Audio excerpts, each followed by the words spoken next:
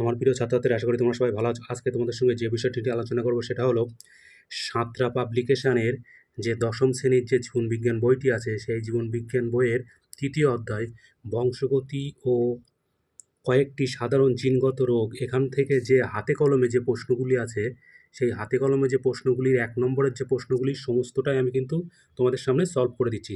তাহলে চ্যানেলটি ভালো লাগলে অবশ্যই মনে করে সাবস্ক্রাইব করে দিও, আর একটু স্কিপ না করে ভিডিওটি পুরোটা দেখতে থাকো। চলো তাহলে শুরু করি। একদম প্রথমে হচ্ছে বংশগতি এবং কয়েকটি সাধারণ জিনগত রোগের যে হাতে কলমে প্রশ্নের যে বহু বিকল্প ভিত্তিক প্রশ্ন। এখানে তোমরা দেখে নাও, ১ নম্বরের যে প্রশ্নটি আছে, বংশগতির জনক কাকে বলে। তাহলে এখানে ১ নম্বরের যে প্রশ্নটি আছে বংশগতির জনক, এখানে কিন্তু উত্তর আমি দাগ দিয়ে রেখেছি, তবু আরেকবার তোমাদের সামনে বলে যাচ্ছি, সেটা হলো মেন্ডেল। উত্তর হবে কিন্তু মেন্ডেল, বংশগতির জনক কিন্তু হবে মেন্ডেল। তাহলে ২ নম্বরের প্রশ্ন কি আছে না, নিচের কোনটি প্রকরণের উদাহরণ। উত্তর হবে অপশান বি, রোলিং জীব। রোলিং জীব। ৩ নম্বর প্রশ্নটি দেখে নাও, ক্যাপিটাল টি স্মল টি জিনোটাইপকে কীভাবে প্রকাশ করা হয়। উত্তর কিন্তু হবে অপশান বি, সংকর লম্বা। একটি সংকর দীর্ঘ, ক্যাপিটাল টি স্মল টি এবং বিশুদ্ধ খর্ব। স্মল টি মটর গাছের পরাগ মিলনে যে বীজ পাওয়া যায় তার থেকে উৎপন্ন মটর গাছগুলি হবে। উত্তর হবে কিন্তু অপশান সি, 50% দীর্ঘ এবং 50% খর্ব। উত্তর হবে কিন্তু অপশান সি। তাহলে ৫ নম্বর প্রশ্নের উত্তর দেখে নাও, হিমোফিলিয়া বাহক মাতা ও স্বাভাবিক পিতা কন্যা সন্তানদের হিমোফিলিয়া আক্রান্ত হওয়ার সম্ভাবনা। উত্তর কিন্তু হবে এখানে 0%, অপশান ডি। অপশান ডি উত্তর হবে কিন্তু এখানে 0%। তাহলে ৫ নম্বরের প্রশ্ন হয়ে গেল। এরপরে চলে যাচ্ছে আমরা ৬ নম্বরের প্রশ্নে। ৬ নম্বরটা দেখে নাও কি আছে না, দুটি সংকর কালো গিনিপিকের মধ্যে সংকরায়ন ঘটানো হলে প্রথম অপত্য জনুতে F1 সংকর কালো গিনিপিক কতগুলি হবে। উত্তর হবে কিন্তু অপশান বি, 50%। ৭ নম্বর প্রশ্ন দেখে নাও, স্ত্রীলোকের লিঙ্গ নির্ধারক ক্রোমোজোম কোনটি। তো সবাই জানো, কিন্তু আরেকবার বলে দিচ্ছি, option B, capital X, capital X. ৮ নম্বর প্রশ্ন দেখে নাও, ক্রোমোজোমের জিন যে স্থানে থাকে তাকে নির্দিষ্ট তাকে কি বলে। আমরা জানি সবাই, এটা লোকাস বলে, অপশান ডি। ৯ নম্বর প্রশ্ন, কালো বর্ণ অমসৃণ লোমযুক্ত গিনিপিকের জিনোটাইপে শনাক্ত করো। উত্তর হবে কিন্তু অপশান এ। তাহলে 9-এর অপশান কিন্তু হবে option A, capital B small B, capital R small R, capital B, capital R small R. এরপরে তোমরা চলে যাচ্ছি ১০ নম্বরের প্রশ্নে। ১০ নম্বরের প্রশ্নে দেখে নাও কি আছে, মেন্ডেল নির্বাচিত মটর গাছগুলির মোট কত জোড়া বৈশিষ্ট্য কী ছিল। এটা ছিল কিন্তু ৭ জোড়া। তাহলে উত্তর হবে কিন্তু অপশান সি, ৭ জোড়া। এরপরে ১১ নম্বর প্রশ্ন। ১১ নম্বর প্রশ্ন আবার প্রথম থেকে চলে আসি। ১১ নম্বর প্রশ্ন, এই যে ১১ নম্বর প্রশ্ন। ১১ নম্বর কী আছে দেখে নাও, মেন্ডেলের স্বাধীন সঞ্চারণ সূত্রটি কোন পরীক্ষা থেকে প্রাপ্ত। স্বাধীন সঞ্চারণ সূত্রটি হচ্ছে দ্বিসংখ্যা জনন পরীক্ষা থেকে। উত্তর হবে অপশান বি। ১২ নম্বরের প্রশ্নটার উত্তর কিন্তু একটু সমস্যা আছে, এটা আমি আর করে দিচ্ছি না। ১৩ নম্বর প্রশ্ন, মেন্ডেলের প্রথম সূত্রটি হলো অপশান সি, পৃথক ভবনের সূত্র। ১৪ নম্বর অপশানে কী আছে দেখে নাও, ক্রোমোজোমের যে স্থানে জিন অবস্থান করে তাকে কি বলে। আবারও বলছি, এটার উত্তর হবে লোকাস, অপশান এ। তাহলে ১৪ নম্বর প্রশ্নের উত্তর কিন্তু হয়ে গেল। এরপরে চলে যাই ১৫ নম্বর। ১৫ নম্বরে কী আছে, ১৫ নম্বরে হিমোফিলিক পুত্র ও স্বাভাবিক কন্যা রয়েছে এমন পিতার মাতার সম্ভাব্য জিনোটাইপ কী কী হতে পারে তার নিচের থেকে নির্ধারণ করো। উত্তর হবে কিন্তু অপশান ডি। তাহলে ১৫ নম্বর প্রশ্নের উত্তর হবে কিন্তু অপশান ডি। ১৬ নম্বর প্রশ্ন দেখে নাও, নিচের কোন দুটি জিনোটাইপ মটর গাছের কুঞ্চিত হলুদ ফিনোটাইপের জন্য দায়ী তা বাছাই করো। উত্তর হবে কিন্তু অপশান ডি। ১৭ নম্বর প্রশ্ন, মেন্ডেলের ৭ জোড়া বিপরীতধর্মী বৈশিষ্ট্যের মধ্যে কোনটি প্রকট ছিল। উত্তর হবে অপশান ডি, বেগুনি ফুল। ১৮ নম্বর প্রশ্ন, মটর গাছের নিম্নলিখিত বৈশিষ্ট্যগুলির মধ্যে প্রচ্ছন্ন বৈশিষ্ট্য হলো অপশান এ, কুঞ্চিত বীজ। তাহলে ১৮ নম্বর প্রশ্ন কিন্তু হয়ে গেল। এরপরে চলে যাচ্ছে আমরা ১৯ এবং ২০। ১৯ এবং ২০তে কী আছে দেখে নাও। ১৯ নম্বর প্রশ্ন, ক্যাপিটাল ওয়াই, ক্যাপিটাল স্মল আর জিনোটাইপযুক্ত মটর গাছ থেকে কত রকমের গ্যামেট উৎপন্ন হওয়া সম্ভব। এইরকম ধরনের প্রশ্ন কিন্তু পরীক্ষায় বারবার আসে। উত্তর হবে অপশান বি, ৪। মানুষের অটোজোমে থাকা জিন দ্বারা নিচের কোনটি নিয়ন্ত্রিত নয়, সেটা হচ্ছে অপশান বি, হিমোফিলিয়া। তাহলে ২০ নম্বর প্রশ্নের উত্তর কিন্তু এখানে হয়ে গেল। এরপরে চলে যাচ্ছে আমরা অতি সংক্ষিপ্ত প্রশ্ন, যে ১ নম্বরের প্রশ্নগুলি আছে। ১ নম্বরের প্রশ্নের মধ্যে যেগুলো আছে প্রথম থেকে বলছি আমি পরপর, দেখে নাও। প্রথমে একদম ১ নম্বরের প্রশ্ন কি আছে না, মেন্ডেলের সূত্রগুলি কি নামে পরিচিত। মেন্ডেলের সূত্রগুলি আমরা জানি সবাই, এটা মেন্ডেলবাদ নামে পরিচিত। কি নাম, মেন্ডেলবাদ। তাহলে ১-এর উত্তর হয়ে গেল কিন্তু। এরপরে হচ্ছে ২-এর উত্তর, কানের লতি কত প্রকারের হয়। কানের লতি ২ প্রকারের, মুক্ত আর যুক্ত। ৩ নম্বর প্রশ্ন হচ্ছে, সমসংস্থ ক্রোমোজোমের নির্দিষ্ট বিন্দুতে অবস্থিত বৈশিষ্ট্য নিয়ন্ত্রক উপাদানগুলিকে কি বলে। এটার উত্তর হবে কিন্তু অ্যালিল। তাহলে ৩ নম্বর প্রশ্নের উত্তর হবে কিন্তু অ্যালিল, অ্যালিল। অয়জাবালা আকার লয়শিলা অ্যালিল। তাহলে 3 নম্বর প্রশ্নের উত্তর কিন্তু হয়ে গেল। এরপরে আসছি 4 নম্বর প্রশ্নে, মেন্ডেল তার দ্বিসংখ্যা জনন পরীক্ষা থেকে কোন কোন সূত্রে উপনীত হয়েছিলেন।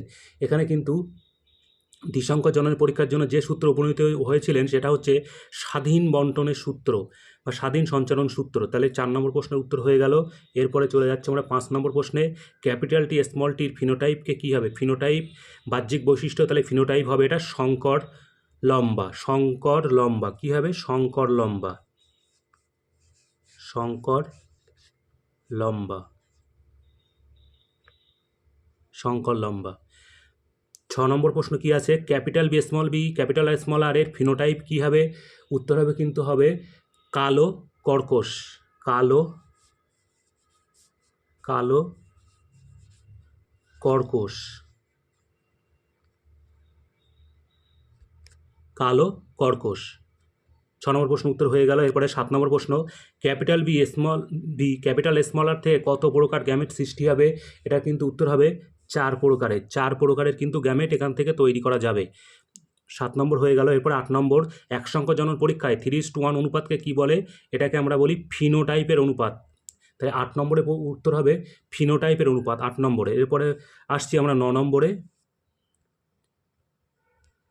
9 নম্বরে দেখে নাও, 8 নম্বর হয়ে গেল। এরপরে হচ্ছে 9, একসংখ্যা জনন পরীক্ষায় 1:1 অনুপাতকে কি বলে। এই 1:1 অনুপাতকে একসংখ্যা জনন পরীক্ষায় বলে আমরা জিনোটাইপের অনুপাত। তাহলে প্রথমটা হলো 8 নম্বরে ফিনোটাইপ, 9 নম্বরে হলো জিনোটাইপ। তাহলে 8, 9 হয়ে গেল। এরপরে হচ্ছে 10, যখন একটি বিশুদ্ধ লাল ও বিশুদ্ধ সাদা ফুলওয়ালা গাছের সংকরায়নের ফলে গোলাপি ফুলওয়ালা গাছ উৎপন্ন হয় তখন তাকে কি বলে। তাহলে এখানে আমরা এটা জানি কি, সন্ধ্যা মালতীর ক্ষেত্রে আমরা জানি এটা অসম্পূর্ণ প্রকটতা। অসম্পূর্ণ প্রকটতা।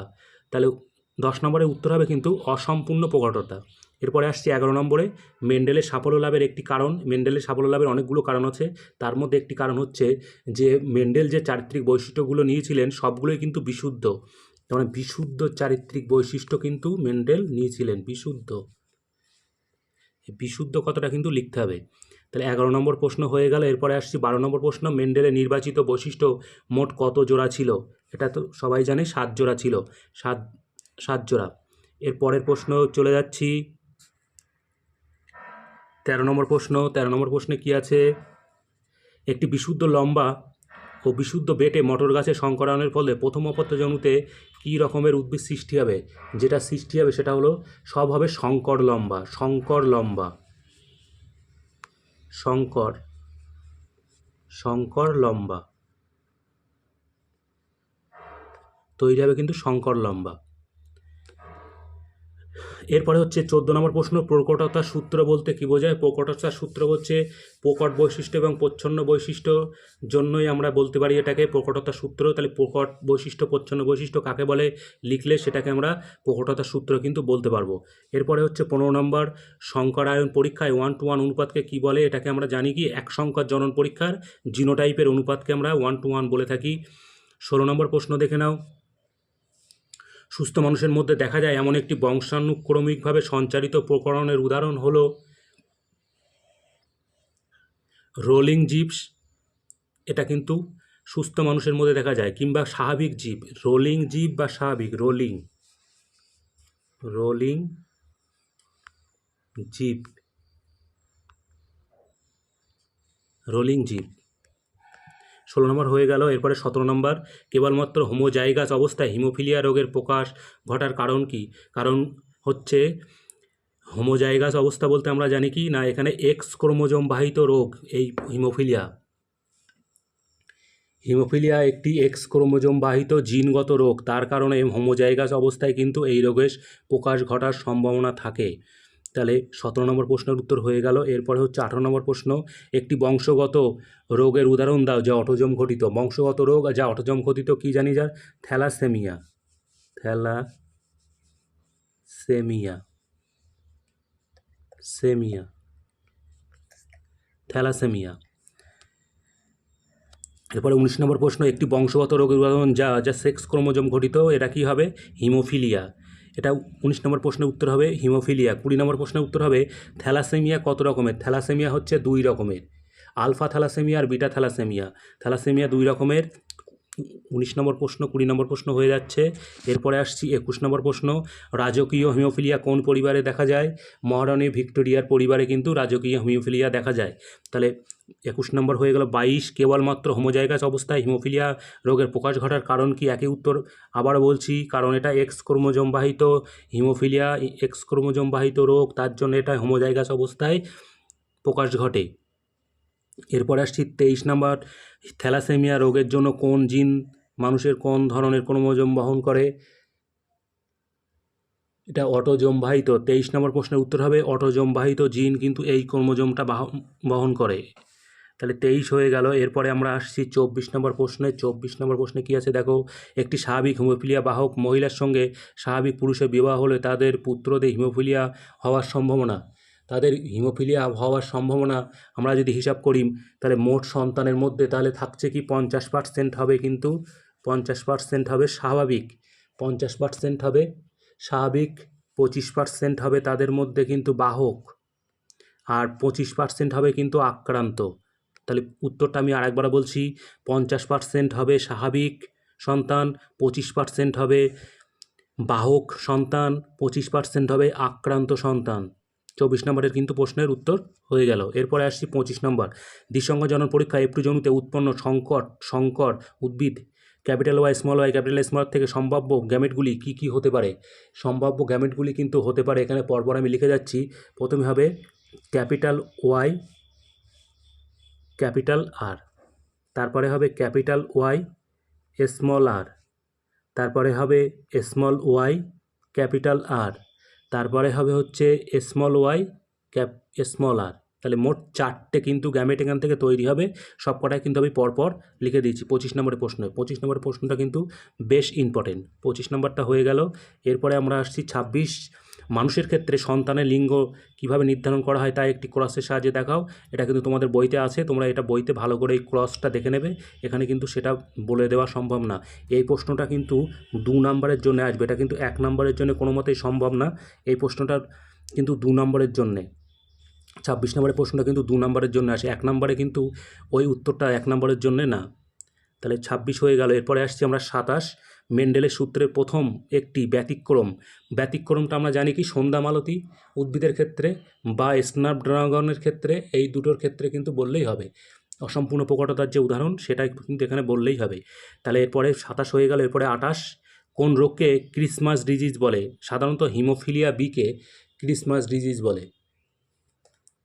হিমোফিলিয়া বিকে কিন্তু ক্রিসমাস ডিজিজ বলে। তাহলে এখানে কিন্তু 28 নম্বর প্রশ্ন হয়ে যাচ্ছে। এরপরে আমরা চলে যাব শূন্যস্থান পূরণে। শূন্যস্থান পূরণে কী কী আছে দেখে নাও। শূন্যস্থান পূরণে প্রথম হচ্ছে 29 কী আছে, ড্যাশ বংশগতির জনককে আমরা জানি, এটা সবাই, পুরো নামটা লিখতে হবে গ্রেগর জোহান মেন্ডেল। তাহলে সম্পূর্ণ নামটা কিন্তু এখানে লিখতে হবে। 29 নম্বর প্রশ্নে। 30 নম্বর প্রশ্নে কী আছে, স্বাধীন সঞ্চালন সূত্র মেন্ডেলের ড্যাশ সূত্র, এটা হচ্ছে স্বাধীন সঞ্চালন সূত্র হচ্ছে দ্বিতীয় সূত্র। তাহলে 30 নম্বর প্রশ্নের উত্তর হবে কিন্তু দ্বিতীয় সূত্র। তারপরে আসছি 31 নম্বর প্রশ্নে, ড্যাশ হলো একটি লিঙ্গ সংযোজিত জিন দ্বারা সৃষ্ট এটা হবে কিন্তু হিমোফিলিয়া। উত্তর কী হবে? 31 নম্বরের প্রশ্ন হবে হিমোফিলিয়া।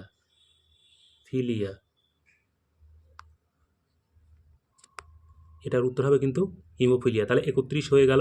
এরপরে আসছি 32, ড্যাশ ফুলে অসম্পূর্ণ প্রকটতা দেখা যায়, এটা আমরা আরেকবার বলছি, এটা হবে সন্ধ্যামালতী ফুলে কিন্তু অসম্পূর্ণ প্রকটতা দেখা যায়। এরপরে হচ্ছে 33, একই প্রজাতিভুক্ত কিন্তু জিনগতভাবে ভিন্ন দুটি জীবের মতো যৌন জননের পদ্ধতিকে এটা কি বলে কি না, সিনগ্যামি। আমি আরেকবার বলে দিচ্ছি, সিনগ্যামি। 33 নম্বর প্রশ্নের উত্তর কিন্তু হবে এটা সিনগ্যামি।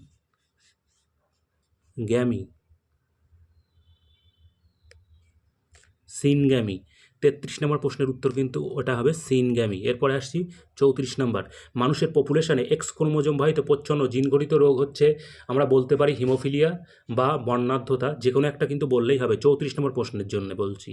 এরপরে আমরা চলে যাব পরে, একদম প্রথম থেকে আবার শুরু করি। এখানে প্রথম পেজে কী আছে দেখি, 35 নম্বরে কী আছে। 35 নম্বরে হচ্ছে লিঙ্কেজ হলো মেন্ডেলের ড্যাশ সূত্রের ব্যতিক্রম। এটা লিঙ্কেজ হলো মেন্ডেলের বংশগতি সূত্রের ব্যতিক্রম। কী হবে? বংশগতির যে সূত্র আছে মেন্ডেলের, সেই বংশগতি সূত্রের কিন্তু ব্যতিক্রম। বংশগতি সূত্রের ব্যতিক্রম কিন্তু হচ্ছে 35 নম্বর প্রশ্নের উত্তর। এবারে 36 ওয়াই ক্রোমোজোমে উপস্থিত জিনগুলিকে কি বলে? এটা কিন্তু খুব ইম্পর্টেন্ট। ওয়াই ক্রোমোজোমে উপস্থিত জিনগুলিকে কি বলে? এটা কিন্তু খুব ইম্পর্টেন্ট। আমি আরেকবার বলে দিচ্ছি, এটা হচ্ছে হোলান্ড্রিক জিন। হোলান্ড্রিক জিন, এটাকে কিন্তু ইংরাজিতে লিখলে সবচেয়ে ভালো হয়।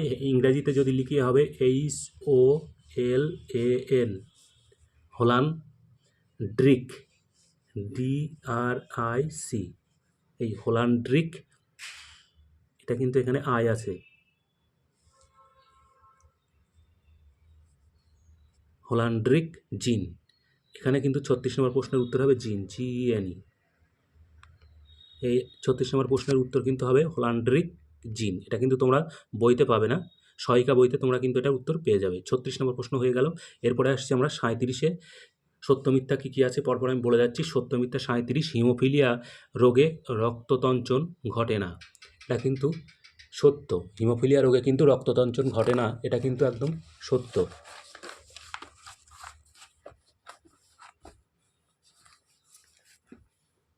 তাহলে প্রথমটার 37-এ হবে কিন্তু ট্রু, 37।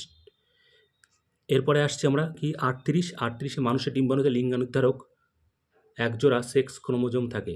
ডিম্বাণুতে কিন্তু লিঙ্গ নির্ধারক ক্রোমোজোম থাকে না, তাহলে এটা কিন্তু হবে মিথ্যা, ফলস। 38 হয়ে গেল। এরপরে আসছি 39-এ। মেন্ডেল তার বংশগতি সংক্রান্ত পরীক্ষাগুলি বর্ণনায় জিন শব্দটি ব্যবহার করেছিলেন। এটা কিন্তু জিন শব্দটি উনি ব্যবহার করেন, এটা কিন্তু হবে মিথ্যা। তাহলে 39 হয়ে গেল মিথ্যা। এরপরে আসছি 40, গোলাকার বীজ প্রকট বৈশিষ্ট্য, এটা কিন্তু সত্য, সত্য। তাহলে 40 পর্যন্ত হয়ে গেল, 40 পর্যন্ত। এরপরে আসছি আমরা 41-এ। মেন্ডেল মটর গাছের এক সংখ্যা জনন পরীক্ষায় প্রথম অপত্য জনুতে 75% বিশুদ্ধ মটর গাছ পেয়েছিলেন। এটা কিন্তু সত্যি না, এটা কিন্তু 41টা হবে কিন্তু মিথ্যা। 41 নম্বরটা কিন্তু মিথ্যা। এরপরে আসছি 42, ক্যাপিটাল বি স্মল আর হলো হোমোজাইগোট, এটা হোমোজাইগোট, এটা কিন্তু সত্য, 42। এরপরে আসছে 43, অসম্পূর্ণ প্রকটতা ফিনোটাইপ ও জিনোটাইপের অনুপাত একই হয়, এটাও কিন্তু সত্য। তাহলে 43 নাম্বারটাও কিন্তু সত্য। তাহলে 43 পর্যন্ত হয়ে যাচ্ছে। এরপরের প্রশ্নে চলে যাব আমরা। পরের প্রশ্ন কি আছে দেখে নাও। পরের প্রশ্নে আছে যেটা হচ্ছে মানুষের ক্রোমোজোমে 2n = 46। তাহলে আমরা জানি কি মানুষের ক্রোমোজোম 46। আর তাহলে সেই সঙ্গে মিলিয়ে লিখতে গেলে হবে মটর গাছের ক্রোমোজোম সংখ্যা কত হবে। মটর গাছের এখানে ক্রোমোজোম সংখ্যা হবে 2n, এখানে 2n = লিখতে হবে কিন্তু 14,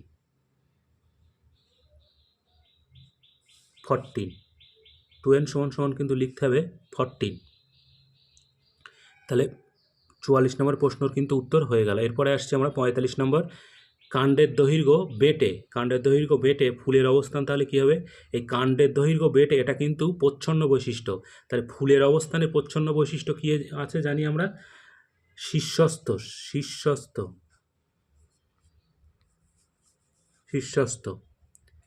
45 নম্বর হয়ে যাচ্ছে। এরপরে আসছে আমরা 46 নম্বরে। সেক্স ক্রোমোজোম বৈসাদৃশ্য শব্দটি, তার মানে এখানে 4টে শব্দ আছে, এর মধ্যে আলাদা করে যে শব্দটা সেটা কিন্তু এখানে বেছে লিখতে হবে। 46 আমি বলে দিচ্ছি কোনটা হবে। সেটা হলো সেক্স ক্রোমোজোম, অ্যালোজোম, অটোজোম, এগুলো সব ক্রোমোজোমের নাম অনুসারে। এখানে হেটেরোজোম, এইটা কিন্তু বৈসাদৃশ্য শব্দ, এইটার তলায় দাগ দিয়ে দিলাম, এটা কিন্তু বৈসাদৃশ্য শব্দ। এরপরে আছে capital small A, capital B small B, capital C small C. এখানে কিন্তু এই বিটা কিন্তু আমরা জানি আলাদা, কারণ এটাকে আমরা কালো দিয়ে প্রকাশ করি, বিটা। এরপরে আসছি আমরা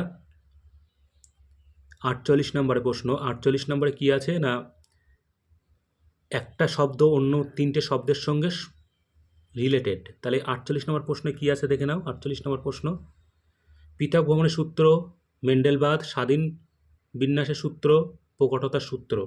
এখানে কিন্তু যতগুলো সূত্র আছে সবগুলোকে আমরা কিন্তু এই মেন্ডেলবাদ বলে থাকি, মানে মেন্ডেলের যতগুলো সূত্র সবগুলোকে আমরা এক কথায় বলতে পারি কিন্তু মেন্ডেলবাদ। তাহলে এখানে কিন্তু পৃথক ভবন, স্বাধীন বিন্যাস, প্রকটতা সবগুলো কিন্তু একটার মধ্যে থাকছে, সেটা হলো মেন্ডেলবাদ। তাহলে 48টার উত্তর হবে মেন্ডেলবাদ, আর বাকি 3টে এই শব্দটার সঙ্গে কিন্তু রিলেটেড। তাহলে 48 নম্বর হয়ে যাচ্ছে। এরপরে 49 আছে, গোলাপি ফুল, অসম্পূর্ণ প্রকটতা, 1:2:1, সন্ধ্যামালতি। এখানে গোলাপি ফুল, সন্ধ্যামালতী 1:2:1 সবগুলোই কিন্তু সন্ধ্যামালতীর সঙ্গে কিন্তু রিলেটেড, কারণ সন্ধ্যামালতী উদ্ভিদের ক্ষেত্রে কিন্তু অসম্পূর্ণ প্রকটতা, সন্ধ্যামালতী উদ্ভিদের গোলাপি ফুল, সন্ধ্যামালতী উদ্ভিদের প্রথম অপত্য জনুতের যে অনুপাত সেটা হলো 1:2:1, তাহলে সন্ধ্যামালতীটা হয়ে গেল। এরপরে আমরা স্তম্ভ মেলাও। তার আগে একটা কথা বলে রাখি, চ্যানেলটি ভালো লাগলে অবশ্যই মনে করে সাবস্ক্রাইব করে দিও। এরপরে আমরা বাম স্তম্ভ ডান স্তম্ভ মেলানোটা একটু দেখে নেব। বাম স্তম্ভ দেখে নাও, এখানে পৃথক বর্ণের সূত্র কার সাথে মিলছে? পৃথক বর্ণের সূত্র আমরা জানি কি, মেন্ডেলের প্রথম সূত্র, তাহলে এর সঙ্গে এটা মিলিয়ে যাচ্ছে। এরপরে 9:3:3:1 এটা হয়ে যাচ্ছে কি না, ফিনোটাইপের অনুপাত, দ্বিসংখ্যা জনন পরীক্ষায় ফিনোটাইপের অনুপাত।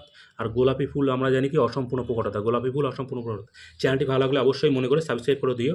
ভালো থেকো।